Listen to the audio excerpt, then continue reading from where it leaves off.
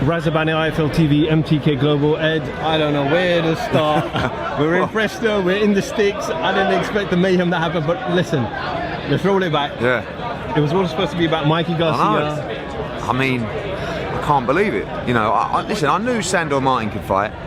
And I was, you know, I said to people, Mike Coppinger, I was just messaging, he was going, oh, this is a silly fight, he's got no chance, and he can fight. I thought Mikey looked lacklustre, he didn't look sharp, and I thought Sandor Martin boxed brilliantly. I mean, I'm happy in a way they gave him the fight, because he won the fight, let's be honest. I mean, and if they wouldn't have given him the fight, it wouldn't have been fair. So, just a massive win for Spanish boxing.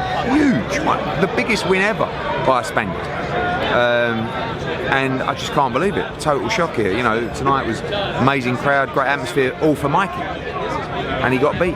It's a huge upset. The question is, what happens next to Mikey now? Is there rematch clause? No rematch clause, no title on the line. You know, just a non-title fight. I don't know. I mean, Sandor Martin's sitting there now and says, "Give me the big fights." You know, he's in an unbelievable position. Our Matchroom Spain fighter with OPI, I just can't, you know, it's such a huge win for him. Spanish boxing, unbelievable, massive. When I spoke to Robert Garcia in the week, he said Mikey didn't want this fight, he wanted a bigger fight. He felt this was a keep warm fight, and he didn't want to always a danger. Yeah, but no. Listen, at the end of the day, he wanted to fight, he needed to fight, because he'd be out for 19, 20 months. You've got to be more professional to say, can't get up for a keep busy fight. If you haven't got a fight, so you need to fight.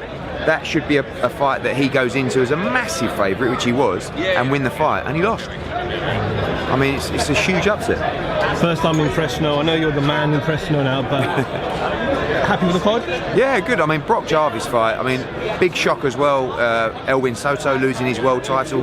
Big win for Puerto Rican boxing as well. Jesse Rodriguez is really good. Mark Castro looks great now. Brock Jarvis fight was unbelievable. One of the thrilling fights I've seen live at ringside. He was out in that second round.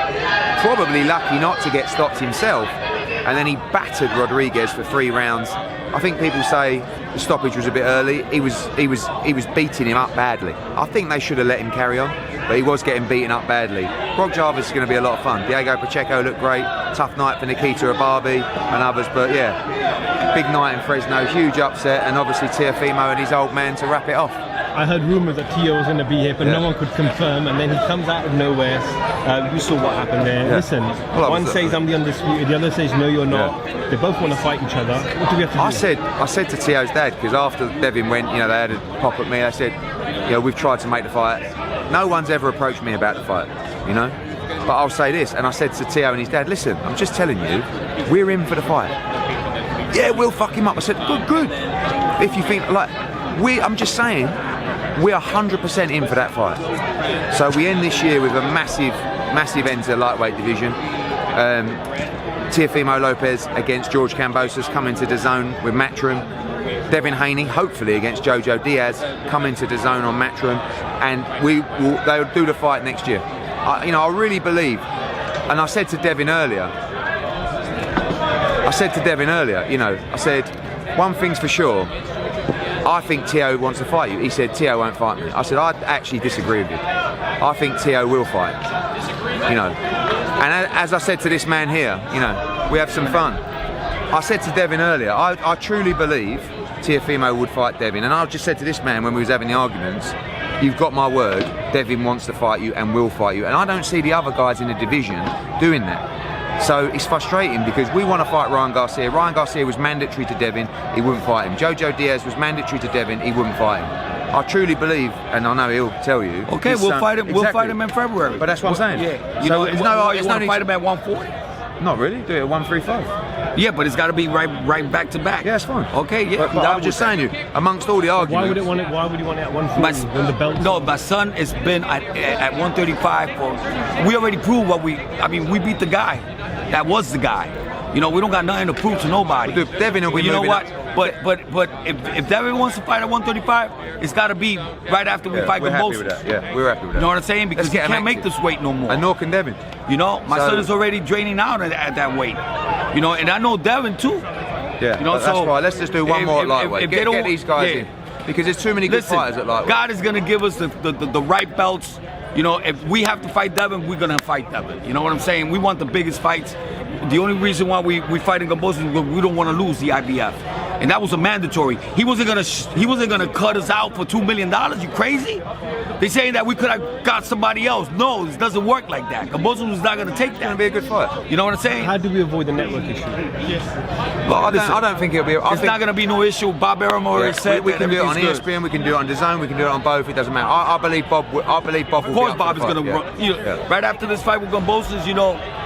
And Eddie Hearn, you know, I like the man. He's a good guy, and we're gonna be doing business with him. I mean, my son is gonna be free agent real soon. You know what I'm saying? So, if you want Devin with us, we'll do it. I don't, and I know Bob. You know, I talked to Bob. I talked to my son. We'll make it happen. Yeah, it's a great fight. All right, take care, guys. Yeah? We'll announce the fight early next week. I'll speak to you.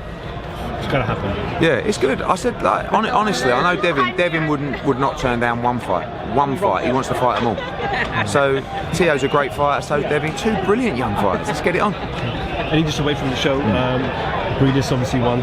Yeah, I haven't seen it. Yeah, stoppage or point? Stoppage. Yeah. Kalle said he's going to make you and Okolie a significant offer. Good. For We'll take it if it's a significant offer. We'll take it. To Okolie to travel. Yeah, no problem. Did you see the Eubank fight? No, I haven't. He quit.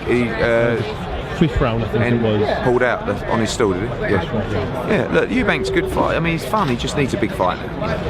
So those fights are just a waste of time. But he's an entertainer. He's a good fighter, and he could be in some good fights. How was your friend Canelo yesterday? Yeah, it was good. Yeah, it was good to see him and Eddie.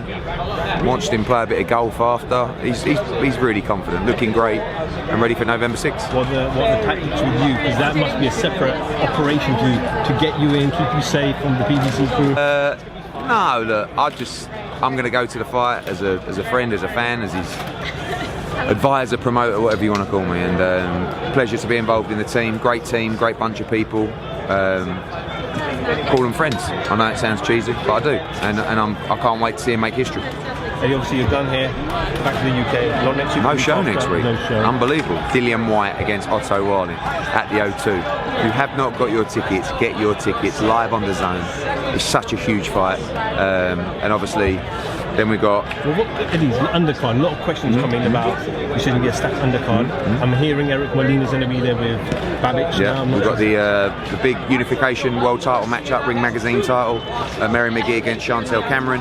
You got Babic will announce a big heavyweight fight for him next week. You got Castaneda against Kamari, great fight as well. You've got Craig Richards in a really good light heavyweight championship fight. We'll announce next week. You've got Ellie Scottney. You've got Jordan Thompson. You've got Johnny Fisher. You've got. So there's 11 fights on the card. So I think we've only announced about 4 of them. So we'll get those all confirmed this week. All right, Eddie. Thank you so much for the week and hospitality as always. Cheers, mate. Good to see you. Thank you. Eddie Hearn, IFL TV. Thank you very much.